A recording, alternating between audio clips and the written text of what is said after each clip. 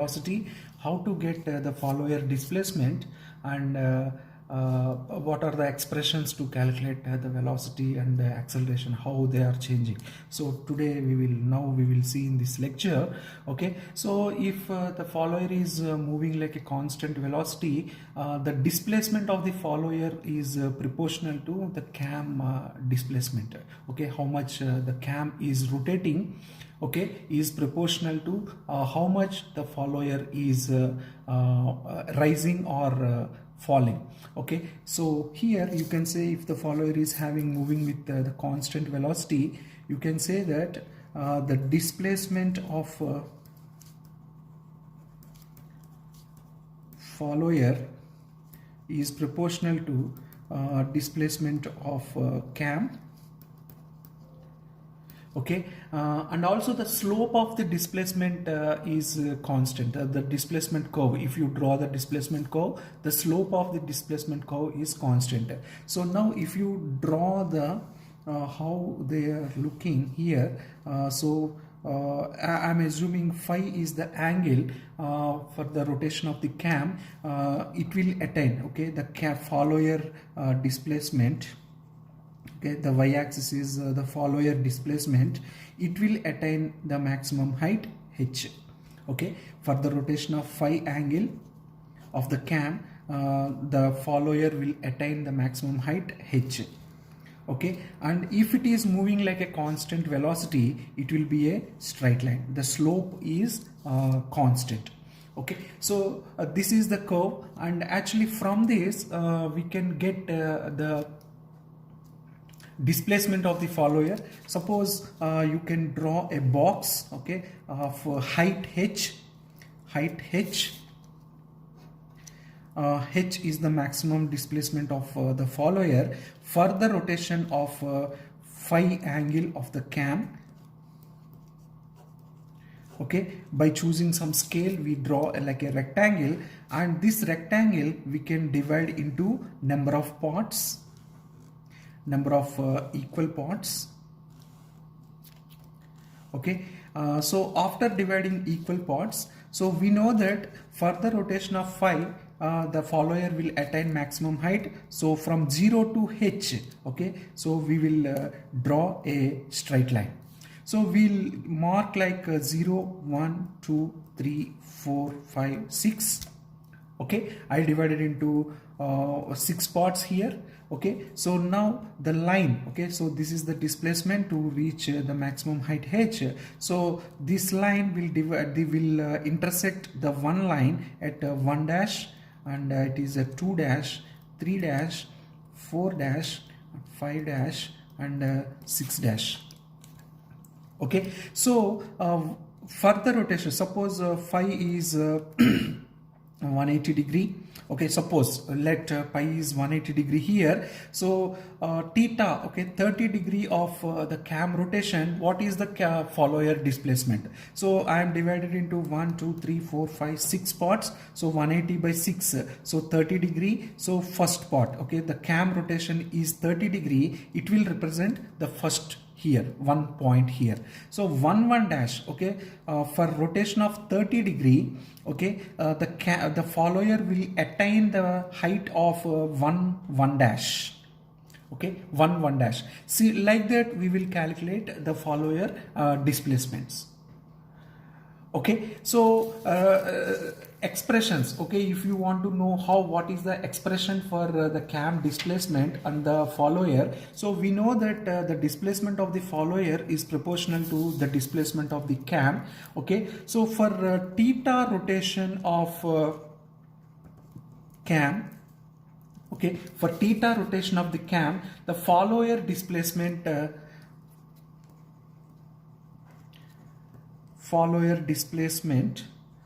suppose s, okay, for theta rotation of the cam, the follower displacement is s. So we can relate s theta and phi h. Okay, so how to relate s by h? Okay, s by h, that means the displacement of the follower for the rotation of theta and the maximum height of the follower is h. S by h is equal to theta by phi. Okay, so from this, yes, you can equate like h into theta by phi. Okay, so this is the expression for the displacement of the follower. Okay, so now from here, suppose let omega is the angular velocity of cam. Okay, suppose omega is the angular velocity of cam, so you can say that omega is theta. Okay, theta is nothing but omega into t. Okay, theta is nothing but omega into t. So you can substitute here in the displacement equation. So once if you substitute theta is equal to omega t in the displacement equation, so we will get like s is equal to h into omega t by phi. Okay, now we can get the velocity if you differentiate this displacement with respect to time. So velocity is equal to ds by dt. So you can get h omega by phi. So this is a constant. Okay, so this is a constant, and if you want to get acceleration, acceleration a is equal to dv by dt, and it is 0. We know that if it is moving, the follower is moving like a constant velocity, so there is no change in the velocity, so the acceleration is 0. Okay, so like this we can get the expressions for if the follower is moving like a constant velocity. And also at the beginning, okay, at the beginning, what is the velocity? Okay, suppose at the beginning h is equal to 0. Okay, so if you substitute h is equal to 0 here, the velocity at the beginning will be 0. Okay, at the beginning will be 0. Okay, and also it will be attained the maximum at h. Okay, it will be attained the maximum at h. Okay, so now we will try to understand how these velocity and accelerations are changing for the complete rotation of the cam. Okay, so now I am just drawing. Okay, this is the cam angle. Okay, this is the cam angle, and this is the displacement of the follower. Okay, displacement of the follower. For some angle there is a dwell. Okay, I am assuming that this is a dwell for some angle, and it is going like a uniform velocity for some angle, and then there is a dwell here for some angle, and again it is returned by constant velocity. Okay, it is returned with the constant velocity. Okay, the follower is returned with a constant velocity, and then there is a dwell. Okay, so this is 360 degree. Okay, the total is 360 degree, one rotation of the cam. Okay, so now how the velocity of the follower is changing. Okay, so suppose here what will happen, the velocity is on the y-axis. Okay. For the rotation of the cam. Okay, at there is a dwell. Okay, there is no velocity, there is no motion of the follower. Okay, these are the reference lines. Okay, when there is a starting of the rise and end of the rise. Okay, and now we know that at the starting actually the velocity is increased to h omega by phi, and it is constant throughout the motion. Okay, so here it is from 0 to h omega by phi. Okay, it is increased to h omega phi, and it is constant up to this one. Okay, up to end of the rise, and again, okay, and again at the dwell it is reduced to 0. Reduced to 0, and it is constant during the dwell period, and at the return period again it is reduced because this is a reduction of the velocity, so it is a negative velocity, and it is reduced, and it is constant at the end of the return, and it will be 0. Okay, during dwell there is no velocity. And acceleration, what will happen? Actually here there is a sudden increase in the velocity. So due to this sudden increase in the velocity, there is acceleration you will get at infinity. That means maximum accelerations you will get.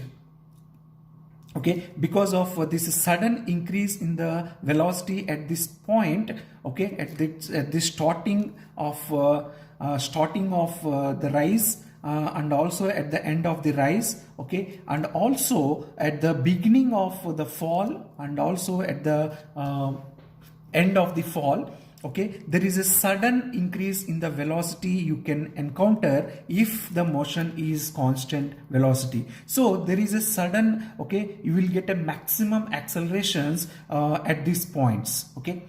And jerks, okay, jerks actually, what is the meaning? Actually, last lecture we have discussed jerk is nothing but the rate of change of acceleration. So if the acceleration is more here, the rate of change of acceleration is jerk, you will have the jerk also infinite at these points, okay. Okay, so normally we don't want these more acceleration, okay, these more acceleration, because we know that Newton's second law, F is equal to ma, okay, the force, okay, the force is proportional to acceleration. So if a body is moving, if a body is having a mass which is moving with a acceleration, okay, so there is a inertial forces, okay, if the acceleration is high, and also the body is having some mass, the inertial forces will be predominant.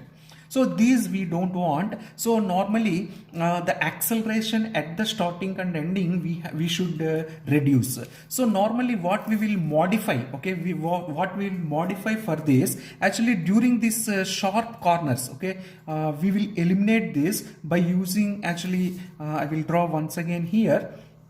So this is the cam angle,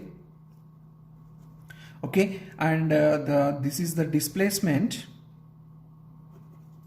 and from here actually there is a dwell, and here for small degree, okay, you are making like a round corner, okay, round corner, okay, and then it is moving like a constant velocity.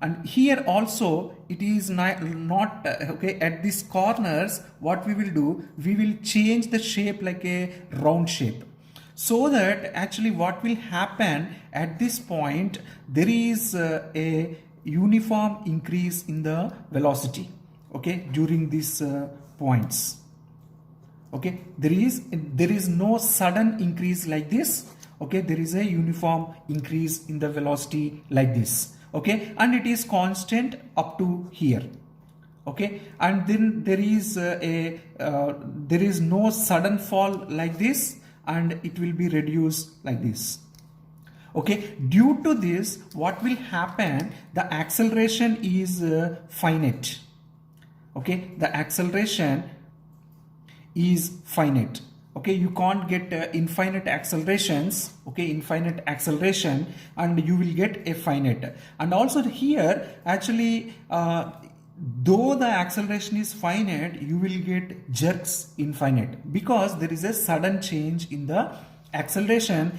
Jerks anyway you will get infinite jerks, okay. So like this actually you will calculate the follower displacement, and if in any problems, if they ask what is the velocity of the follower, if the follower is having the constant velocity, by using these expressions you will calculate the acceleration and also the velocity, okay. In the next video we will see how we can calculate the follower displacement if the follower is moving like a uniform acceleration and deceleration.